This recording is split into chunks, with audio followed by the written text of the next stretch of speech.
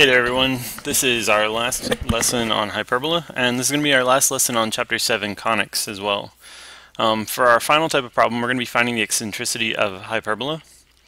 The eccentricity formula is the exact same formula that we've been using for ellipses. It's going to be C over A. So you're going to compare the distance from the center to the focus with the distance from the center to the vertex. For Hyperbola, the eccentricity is going to be greater than 1. Because now the distance to the focus is larger than the distance to the vertex. So we're going to determine the eccentricity of this hyperbola, so we need to identify A and C. A is pretty easy. A is always the first one in a hyperbola, so A squared is equal to 48.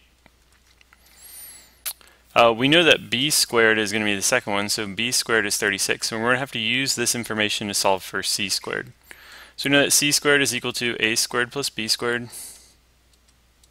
And so I'm not even going to solve for A and B yet. I'm just going to plug A squared is 48, B squared is 36, and we'll set that equal to C squared. 48 plus 36 is 84. So we know that C squared is equal to 84, which means C is the square root of 84. If we solve for A is going to be the square root of 48.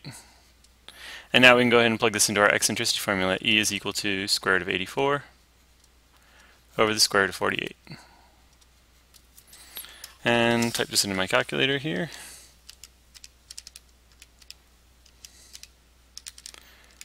We're going to round this to 2 decimal places, so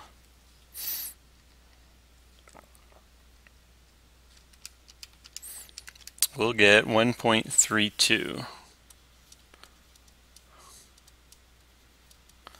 Okay, and that's your first type of problem, just finding the eccentricity like that. So here are 2 practice ones for you to try. Alright, so for these eccentricities, you should have gotten that A was 8 and C was 12 for the first one, so 12 over 8 is 1.5. And then C for the second one was square root of 90, and A was the square root of 15. Square root of 90 over the square root of 15 is the square root of 6, which is approximately 2.45. Okay. The last type of problem that we're going to have is going to involve us identifying different conic sections. So we have talked about 4 different types of conics, 3 if you include a circle as a type of ellipse. And there's actually a fast way that you can identify which type of conic an equation is if you don't want to have to try and put it into standard form.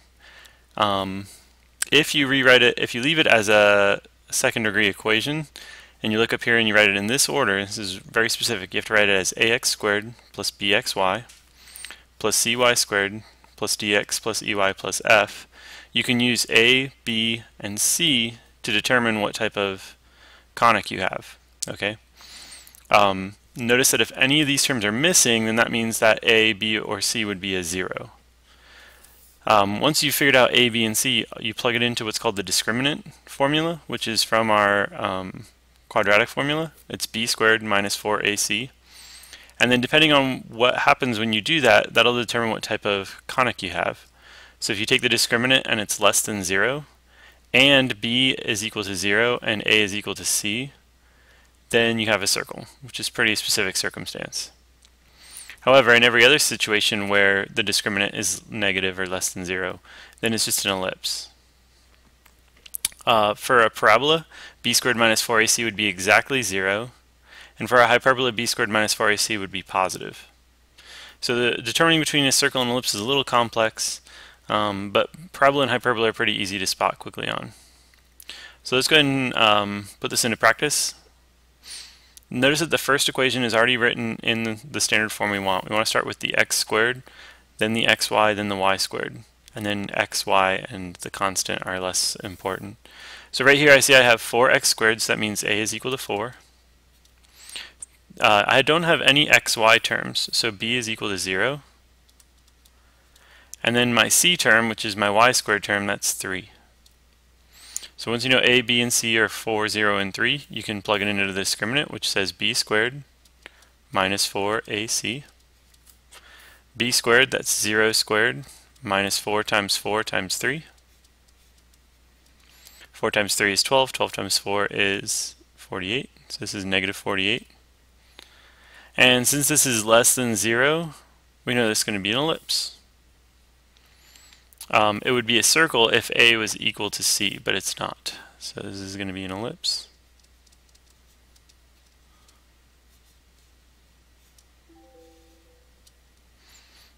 Okay. Let's try the second one right here, letter B. This one is out of order, so I need to reorder this, starting with the 2x squared plus 4xy plus 2y squared plus 6x minus 3y minus 88. So now we have them in order. This is A, B, C, D, E, and F. We're really only concerned with the first three. So my A is going to be 2, B is going to be 4, C is going to be 2. So we use our discriminant, B squared minus 4AC.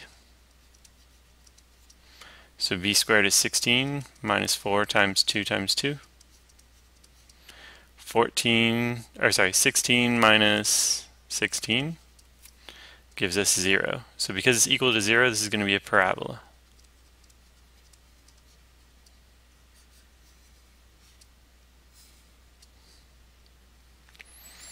And then same idea with this last one, we just need to go from highest to lowest. So start with the x squared, then the xy, then the y squared. And again, the other stuff doesn't really even matter. I'll add it here anyway. But it's not going to help us determine what type of conic it is. So when everything's in order, it's pretty easy to see that A is 10, B is 4, C is negative 12. And when we plug that in, B squared, it's going to be 16 minus 4 times 10 times negative 12. This is going to be 16 plus, this is 40 times 12, which is 480. So this is 480. So we're going to get a positive number. It's definitely greater than 0. So if you look up here, if it's greater than 0, it's a hyperbola.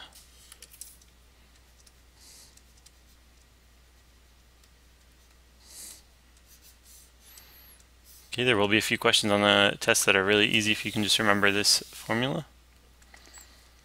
Try these three on your own. Okay, so you should have gotten a parabola for the first one, a hyperbola for the second one, and an ellipse for the third one. Be careful on these last two. It's not set equal to 0, so you did have to move the terms over to one side.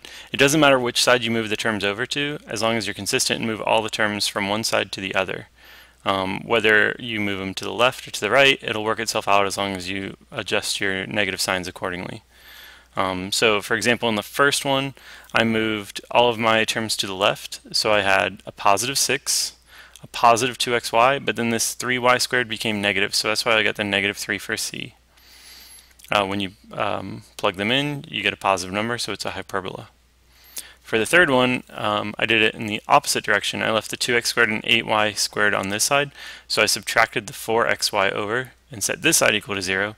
Again, we're really not concerned with the D, E, and F characteristics, so I didn't really even care about the 8x and 3y. But A was equal to 2, B was equal to negative 4 because I had to subtract the 4xy over, and C was equal to 8.